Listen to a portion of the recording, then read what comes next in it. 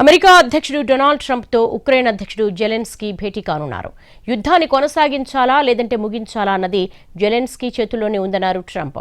మరోవైపు రష్యాతో యుద్ధాన్ని త్వరగా ముగించాలని కోరుకుంటున్నట్లుగా జెలెన్స్కీ వెల్లడించారు. ఉక్రెయిన్ అధ్యక్షుడు జెలెన్స్కీతో అమెరికా అధినేత డొనాల్డ్ ట్రంప్ భేటీ కానున్నారు.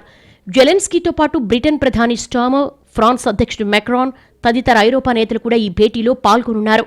రష్యాతో యుద్ధాన్ని ముగించాలా లేదా పోరాటం కొనసాగించాలా అనేది జెలెన్స్కీ తేల్చుకోవాలని ట్రంప్ హెచ్చరించారు. అలాగే ఉక్రెయిన్ నాటోలో కూడా చేరకూడదని సూచించారు.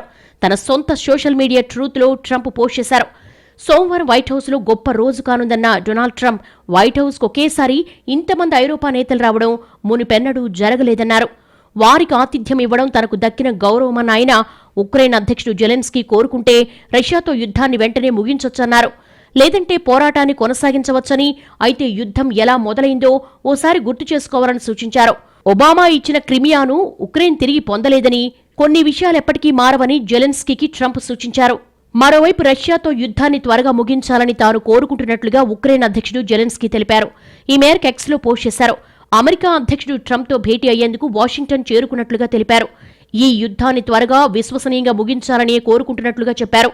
ఇరు దేశాల మధ్య శాంతి ఒప్పందం శాశ్వతంగా ఉండాలని, ఉక్రెయిన్ క్రిమియాను, తూర్పు భాగం డాన్బాస్లోని కొంత భాగాన్ని వదులుకోవాల్సి వచ్చిందని జెలెన్స్కీ తెలిపారు. అయితే పుతిన్ దానిని కొత్త దాడికి ఉపయోగించారని అన్నారు.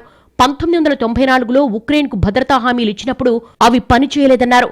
2022 తర్వాత ఉక్రెయిన్లో కైవ్, ఒడెసా లేదా కార్కీవ్లను వదులుకోనట్లే.